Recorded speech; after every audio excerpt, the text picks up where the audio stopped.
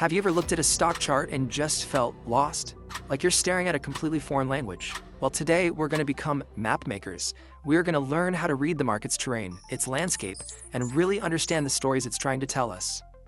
You know, when you first put up a price chart, it's so easy to just see chaos, right? It's this jagged, unpredictable line just bouncing all over the place.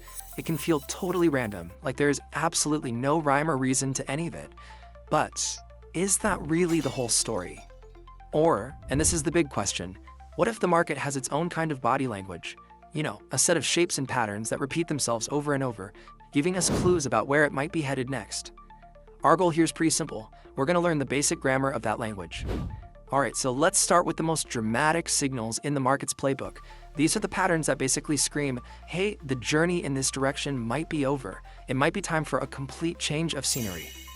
So think about chart patterns like they belong to two big families. First, you've got your reversal patterns.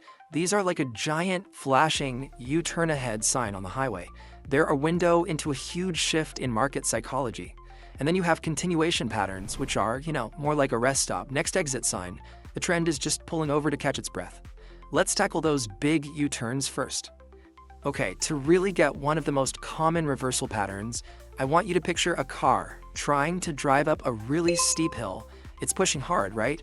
It gets near the top, but then it just rolls back down a bit. The engine sputters, it tries again with everything it's got, but it just can't get past that same high point. What does that tell you? Well, the car has run out of gas. That little story, that's the double top pattern. First, you have a strong uptrend that pushes the price to a peak. Then you get a little pullback as some of the early buyers decide to take their profits. Then the buyers rally for one more push, but, and this is so important, they fail. They hit that same ceiling again.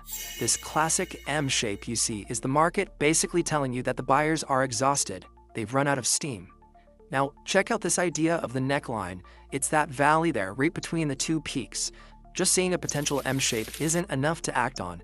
The pattern is only really confirmed when the price breaks below this line.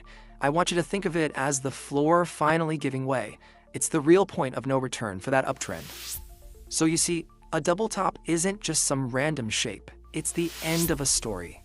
It's a power struggle where the buyers have completely lost control of the wheel, and now it looks like the sellers are in the driver's seat. In this video, the visuals are used as illustrations to help you better understand the content.